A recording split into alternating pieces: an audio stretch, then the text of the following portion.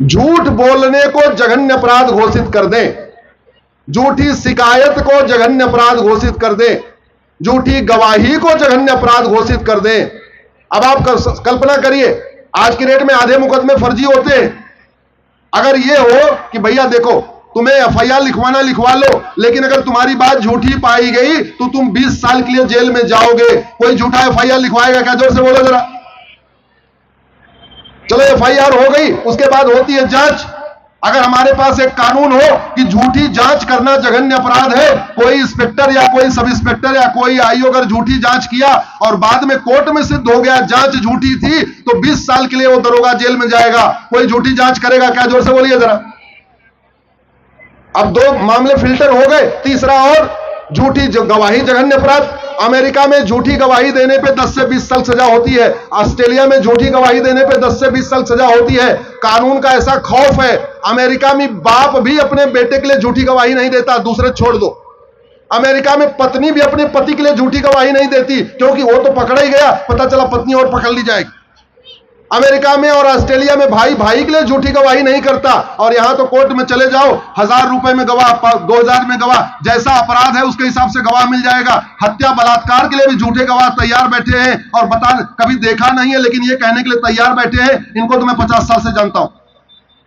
यह व्यवस्था बंद होनी चाहिए, नहीं बंद होनी चाहिए? जोर से बोलो जरा। अरे 5 करोड़ मुकदमों के कारण 5 करोड़ लोग टेंशन में हैं। एक परिवार में 6 आदमी मानिए तो 30 करोड़ लोग टेंशन में हैं। इसलिए मैंने पीआईएल फाइल किया है कि अब समय आ चुका है भारत में जस्टिस विद इन लागू किया जाए। ऐसे ही बुरा हाल है टैक्स का। कोई इनकम टैक्स से परेशान, कोई वैट से परेशान, कोई टीडीएस से परेशान, कोई जीएसटी से परेशान, कोई फलाने से परेशान, कोई ठिकाने से परेशान। हमने कभी सोचा ही नहीं कि जब चंद्रगुप्त के समय में भारत की जीडीपी 40% थी तो उस समय कितने टैक्स थे। आखिर पूरी दुनिया की सबसे ज्यादा जीडीपी हमारी, पूरी दुनिया में सबसे ज्यादा विकास हमारा, कितने टैक्स थे? कभी सोचा ही नहीं, कभी सोचा नहीं उस समय। और कोई टैक्स नहीं था, फिर भी भारत सोने की चिड़िया था। आज इतने टैक्स हैं, फिर भी 225 लाख करोड़ का कर्जा हो रखा है भारत के ऊपर। कभी हमने दिमाग नहीं लगाया इसमें करना क्या है। तो मेरी पीआईएल चल रही है वन नेशन वन टैक्स के ऊपर। एक बात और आपको बताऊं, घटेंगे तो कटेंगे। जोर से बोलिए, घटेंगे तो बटेंगे तो घटेंगे, और घटेंगे तो कटेंगे। जोर से बोलिए, घटेंगे तो। और हम घट रहे हैं, लगातार घट रहे हैं। मैं आपके गजप्रस्थ की 10-15 घटना बता देता हूं, अच्छी तरीके पता है कैसे कैसे घटे हैं और घट रहे हैं कि नहीं घट रहे हैं। इसका बढ़िया तरीका यह है, 2024 में लोकसभा चुनाव हुआ था, 1999 में लोकसभा चुनाव हुआ था। अपने लोकसभा की वर्तमान वोटर लिस्ट को 25 साल पुरानी वोटर लिस्ट से कंपेयर करके देख लीजिए, फिर पता चलेगा गाजियाबाद में गजप्रस्थ में भी घट रहे हैं। इतना बड़ा काम नहीं करना, छोटा काम करना। तो किसी एक विधानसभा की वर्तमान वोटर लिस्ट को 25 साल पुरानी वोटर लिस्ट से कंपेयर करके देख लो। इतना भी नहीं करना, और कम काम करना, कम मेहनत करना। अपने वार्ड की वर्तमान वोटर लिस्ट से 25 साल पुरानी वोटर लिस्ट को कंपेयर करके देख लो, फिर पता चलेगा 25 साल में लगातार घट रहे। घटने का कारण लव जिहाद है। 1000 बेटियां प्रतिदिन लव जिहाद का शिकार हो रही हैं। 1000 का मतलब यह हुआ साल में 3.5 लाख। और यह घटना रुक नहीं रही है। अब रुकने का तरीका यही है, भगवान श्री राम का मंदिर तो बन गया, अब राम नीति लागू किया जाए। और राम नीति है भय बिन होए न प्रीत। भगवान कृष्ण के मंदिर बनने के पहले ही कृष्ण नीति लागू कर दिया जाए। सठे साठ्यम समाचरित। हमारे पूर्वज कहते थे लोहा लोहे को काटता है। हमारे दादा परदादा कहते थे न रहेगा बांस न बजेगी। अब लग रहा है उस सिद्धांत को लागू करना पड़ेगा। भारत में हम इस समय, एक मेरी पीआईएल चल रही है लैंड जिहाद के ऊपर, उसमें मैंने आंकड़ों के हिसाब से बताया है 40 लाख एकड़ जमीन पे वक्फ बोर्ड का कब्जा है, 40 लाख एकड़ जमीन पे चर्च और मिशनरियों का कब्जा हो गया, टोटल है 80 लाख एकड़। और 20 लाख एकड़ जमीन पे मजार बना के, दरगाह बना के और पक्का कब्रिस्तान बना के कब्जा कर लिया गया। और आपको जान के आश्चर्य होगा, मजार बनाना और मजार पे जाना हराम है, इसलिए अरब में एक भी मजार नहीं है। दरगाह बनाना, दरगाह पे जाना हराम है, इसलिए अरब में एक भी दरगाह नहीं है। पक्का कब्रिस्तान बनाना हराम है, इसलिए अरब में एक भी पक्का कब्रिस्तान नहीं है। और यहां मजार, दरगाह, पक्का कब्रिस्तान 20 लाख एकड़ पे अब तक बन चुका है। अभी भी नदियों के किनारे बन रहा है, अभी भी हाईवे के किनारे बन रहा है, अभी भी जंगलों के किनारे बन रहा है, अभी भी पहाड़ियों के किनारे बन रहा है।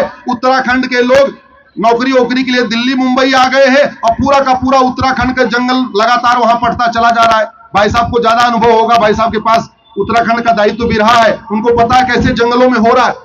क्यों? क्योंकि वो सिद्धांत नहीं लागू हुआ, मैं बिन हो न प्रीत सठे साठ्यम समाचरित। इसलिए पहले हमने वर्कपैट को चैलेंज किया, उसके बाद 40 लाख एकड़ जमीन पे जो मिशनरियों का कब्जा है उसको चैलेंज किया, और उसके बाद हमने ये चैलेंज किया है अब भारत में जमीन के ऊपर कोई भी मजहबी स्थान बनाने से पहले, रिलीजियस प्लेस बनाने से पहले उसका नक्शा स्वीकृत कराया जाए, पास कराया जाए, उसके बाद बनाया जाए। नहीं तो ये जिस तेजी के साथ बन रहा है, ये हमारे लिए बहुत बड़ी मुसीबत हो जाएगी। भारत में घटने का एक और कारण है, ड्रग जहाज चल रहा है। 1 लाख करोड़ का ड्रग कारोबार चल रहा है भारत में। लगभग 10 करोड़ लोग नशेड़ी हो चुके हैं। ये सारे आंकड़े आपको सरकारी आंकड़े बता रहा हूं, ये मेरा आंकड़ा नहीं है। 1 लाख करोड़ का ड्रग कारोबार, 10 लाख लोग, 10 करोड़ लोग नशेड़ी। इस नशे के कारण नपुंसकता बढ़ रही है, इस नशे के कारण बाजुपन बढ़ रहा है, इस नशे के कारण आत्महत्या की घटनाएं बढ़ रही हैं। करोड़ों माता पिता नशेड़ी बच्चों से परेशान है, करोड़ों बहन बेटियां नशेड़ी पतियों से परेशान है, करोड़ों बच्चे नशेड़ी बाप से परेशान है। और ये जो नशा कारोबार भारत में चल रहा है, इसका मूल कारण है घटिया कानून। तो जब तक हम अपना सिंगापुर जैसा कानून नहीं बनाएंगे, जहां सीधे नशा तस्करों को उठा के फांसी दी जाती है, कोई कुछ नहीं करते, न ट्रायल चलता है, न तारीख पे तारीख होती है। जैसे कोई ड्रग स्मगलर मिला, उसका नार्को पॉलीग्राफ मैपिंग टेस्ट करते हैं, टेस्ट में करके पूछ लेते हैं, तूने नशा कहां से खरीदा, तूने नशा किसको किसको बेचा। अच्छा, केवल उसको ही फांसी नहीं देते, बाद में पता चला ड्रग के सप्लायर को भी फांसी, ड्रग के डीलर को भी फांसी, ड्रग के होलसेलर को भी फांसी, ड्रग के मैन्युफैक्चरर को भी फांसी और ड्रग के एक्सपोर्टर को भी फांसी। पूरी चेन को उठा के फांसी दे देते हैं। नतीजा यह है, आज की डेट में सिंगापुर में सतयुग चल रहा है और भारत में कलयुग चल रहा है। सतयुग और कलयुग का अंतर इतना ही है, जहां राम नीति होती है वहां सतयुग होता है, जहां कृष्ण नीति होती है वहां सतयुग होता है, जहां सठे साठ्यम समाचरित सिद्धांत होता है वहां सतयुग होता है, जहां भय बिन होय न प्रीत सिद्धांत होता है वहां सतयुग होता है। अब समय आ चुका है राम नीति कृष्ण नीति को भारत में लागू किया जाए। एक मेरी पीआईएल चल रही है घुसपैठ के ऊपर, 5 करोड़ घुसपैठिए भारत में आके बैठे हुए और बहुत तेजी के साथ वो सारे डॉक्यूमेंट बनवाते चले जा रहे। अभी मेरे कार्यक्रम शुरू होने के पहले एसडीएम साहब आए थे जो एसआईआर की बात कर रहे थे। वो एसआईआर मेरी पीआईएल है, पूरे देश भर में एसआईआर होना चाहिए, वो मेरी पीआईएल है। तो जब मैं पीआईएल फाइल कर रहा था तो मैंने जो रिसर्च किया, तो मेरे रिसर्च में लगभग 5 करोड़ के आसपास फर्जी वोटर आ रहे थे। तो हमने तो 5 करोड़ लिख दिया, नोटिस हो गया। इलेक्शन हमने लिखा था कि बिहार में 25 लाख है, एसआईआर हुआ तो वहां 65 लाख निकले। हमने बंगाल में लिखा था करीब 60 लाख के आसपास, वहां तो 58 लाख का नाम कट चुका है और 1 करोड़ 32 लाख को नोटिस गया हुआ है। हमने यूपी के बारे में लिखा था 80 लाख और अब तक 3 करोड़ लोगों को नोटिस हो चुका है, सस्पेक्टेड हो चुके हैं। तो हमने लिखा था टोटल भारत में 5 करोड़ फर्जी वोटर है, अभी मात्र 13 राज्यों में एसआईआर हुआ है और 13 राज्यों में ही 7 करोड़ फर्जी वोटर अब तक मिल चुके हैं। पूरे देश में होगा तो लगता है 12-13 करोड़ जाने वाला। क्यों, कैसे हो, कैसे रहा? घुसपैठिए आ रहे हैं यहाँ पे, थोड़ा बॉर्डर खुला हुआ है इसलिए आ जाते हैं। यहाँ आते हैं, कॉमन सर्विस सेंटर पे चलाने वाले लोगों को 2000 रुपए देते हैं, वो 2000 में आधार बना देते हैं। जैसे उनके पास एक डॉक्यूमेंट हुआ, वो नगर निगम के दलाल को पकड़ते हैं, 2000 रुपए में बर्थ सर्टिफिकेट बन जाता है। फिर वो तहसील के दलाल को पकड़ते हैं, 2000 रुपए में राशन कार्ड बन जाता है। फिर आरटीओ ऑफिस के दलाल को पकड़ते हैं, 4000 रुपए में उनका ड्राइविंग लाइसेंस बन जाता है। और जब उनके पास 4-5 डॉक्यूमेंट हो जाता है, फिर कोई ओट जीवी नोट जीवी गद्दार पार्षद या प्रधान उनका बीएलओ से बात करके उनका वोटर आईडी में नाम जुड़वा देता है। यह घुसपैठ हमारे लिए बहुत बड़ा खतरा है। याद रखना, मात्र 5000 घुसपैठिए गए थे और 5000 घुसपैठियों ने 90% पारसी जनसंख्या वाले पर्शिया को ईरान बना दिया। ये जो आपको ईरान और इराक दिख रहा है ना, यहां सारे पारसी रहते थे, घुसपैठिए गए थे मात्र 5000। हमारे पास तो 5 करोड़ है और खतरा इसलिए बहुत ज्यादा है। तो घुसपैठ के खिलाफ केवल कोर्ट में मामला चलने से बात नहीं बनेगी। अब समय आ चुका है घुसपैठ के खिलाफ सब लोग आवाज उठाएं, क्योंकि घटेंगे तो जोर से बोलिए, घटेंगे तो, और लगातार हम घट रहे हैं। इसी तरीके से भारत में 1500 परिवारों का प्रतिदिन धर्मांतरण हो रहा है। पूरे देश में कितने परिवार का? 1500।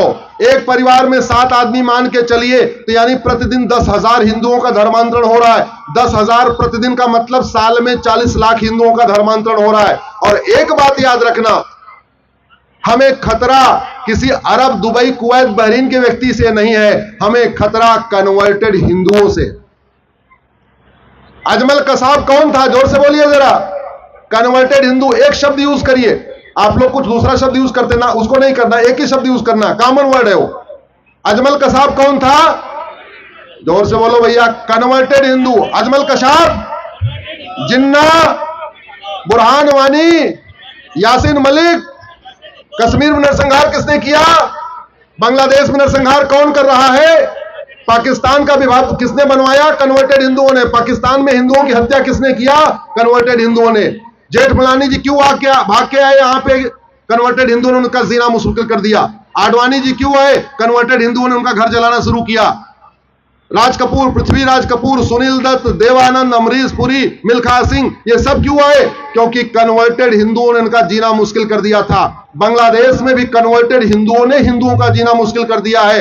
यहां सिमी में जितने कार्यकर्ता है वो कौन है? कन्वर्टेड हिंदू। पीएफआई के जितने मेंबर है कौन है? वो कन्वर्टेड हिंदू।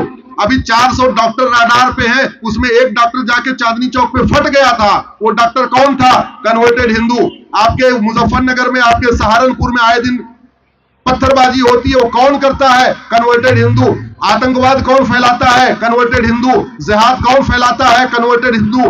मजहबी उन्माद कौन फैलाता है? कन्वर्टेड हिंदू। लव जिहाद कौन करता है? कन्वर्टेड हिंदू। घुसपैठियों की मदद कौन करता है? कन्वर्टेड हिंदू। अरे जब सारी समस्या के जड़ में कन्वर्टेड हिंदू है तो कन्वर्जन रोकना चाहिए कि नहीं? जोर से बोलिए जरा। इसीलिए मैंने पीआईएल फाइल किया है कि कन्वर्जन को रोकने के लिए हमारे पूर्वजों ने इतना बड़ा बलिदान किया। गुरु तेग बहादुर जी ने कन्वर्जन रोकने के लिए अपना सर्वस्व बलिदान कर दिया। गुरु गोविंद सिंह जी ने कन्वर्जन रोकने के लिए अपना सर्वस्व बलिदान कर दिया। 4 साहिबजादे मारे गए कन्वर्जन के कारण। हमारे वंदा बहादुर ने अपना सर्वस्व बलिदान किया कन्वर्जन रोकने के लिए। क्या वो कन्वर्जन बंद हो गया क्या? जोर से बोलिए जरा। तो कन्वर्जन रोकना है कि नहीं? हम सबको मिलकर रोकना है। शासन को भी रोकना है, समाज को भी रोकना है। मेरे साथ जोर से बोलिए, धर्म की, अधर्म का, प्राणियों में, विश्व का, इसमें काम का बंटवारा है।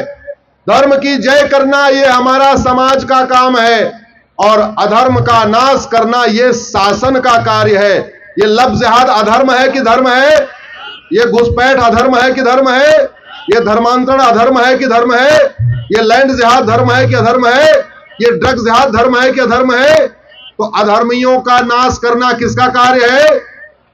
लेकिन शासन तभी करता है जब उसको समाज से शक्ति मिलती है। समाज एकजुट होकर एक साथ खड़ा होकर क्या कहेगा? अधर्म का नाश करो, तो शासन को उससे हिम्मत मिलती है। भारत में बहुत बड़ी संख्या में जनसंख्या विस्फोट भी हो रहा है। भारत का संविधान कहता है हम दो हमारे दो लागू करो। दुर्भाग्यवश आज तक लागू ही नहीं हुआ। आपको यह जान के बहुत आश्चर्य होगा, मानव इतिहास में सबसे पहले यूनिफॉर्म सिविल कोड लागू करने वाले भगवान श्री राम है। कभी हमने ध्यान से सोचा ही नहीं भगवान राम ने कितना विवाह किया? जोर से बोलिए जरा। लक्ष्मण जी ने, शत्रुघ्न जी ने, भरत जी ने, एक पति एक पत्नी की व्यवस्था भगवान श्री राम ने लागू किया था। भगवान श्री राम के कितने बच्चे? लक्ष्मण जी के, भरत जी के, शत्रुघ्न जी के। मानव इतिहास में सबसे पहले 2 चाइल्ड पॉलिसी लागू करने वाले भी भगवान श्री राम है। इसलिए पूरी दुनिया में गुड गवर्नेंस का एक ही मॉडल है जिसको कहते हैं राम राज्य। राम राज्य का वर्णन उत्तरकांड में लिखा हुआ है, आप लोग उसको पढ़ सकते हैं। वाल्मीकि रामायण में भी लिखा है और तुलसीदास जी के रामचरितमानस में भी लिखा हुआ है। तो ये हमारे लिए बहुत बड़ा खतरा है और अगर हम घटेंगे तो कटेंगे। हम घट रहे हैं रोड एक्सीडेंट के कारण, हर साल 2 लाख अकाल मौत हो रही है। हम घट रहे हैं लैंड डिस्प्यूट के कारण, जमीन के विवाद में हर साल 2 लाख लोग मर जाते हैं। हम घट रहे हैं मिलावटखोरी के कारण, नकली पनीर, नकली घी, नकली दूध, नकली तेल, नकली आटा, नकली सब्जी, नकली जूस पी के लगभग साल में 2 लाख लोग मर रहे हैं। हम लोग घट रहे हैं नकली दवा के कारण, लगभग उसमें भी साल में 2 लाख लोग मर जाते हैं। हम घट रहे हैं कुपोषण के कारण, लगभग साल में 2 लाख लोग मर जाते हैं। हम घट रहे हैं करप्शन के कारण, उसमें लगभग साल में 2 लाख लोग मर जाते हैं। हम घट रहे हैं डोमेस्टिक वायलेंस के कारण, उसमें भी लगभग साल में 2 लाख लोग मर जाते हैं। आपको जान के आश्चर्य होगा, एयर पोल्यूशन के कारण साल में 2 लाख लोग मरते हैं, वाटर पोल्यूशन से साल में लोग 2 लाख लोग मरते हैं, लैंड पोल्यूशन से साल में लोग 2 लाख मरते हैं। टोटल जो 10 तरीके का पोल्यूशन है, air pollution, water pollution, land pollution, noise pollution, plastic pollution, light pollution, thermal pollution, electromagnetic pollution, visual pollution, इससे साल में 10 लाख लोग मर जाते हैं। तो साल में टोटल 25 लाख अकाल मौत हो रही है। जिसके एक ही बच्चा है रोड एक्सीडेंट में मारा गया, उसकी तो पूरी जनरेशन खत्म। एक ही बच्चा है पानी में डूब गया, उसका तो पूरा वंश खत्म। एक ही बच्चा है एयर पोल्यूशन में मर गया, पूरा वंश खत्म। एक ही बच्चा है हार्ट अटैक हो गया, कुछ और हो गया, किडनी फेल हो गई, पूरा वंश खत्म। तो हम बहुत तेजी के साथ घट रहे हैं, इसलिए इस घटने के ऊपर चर्चा जरूरी है।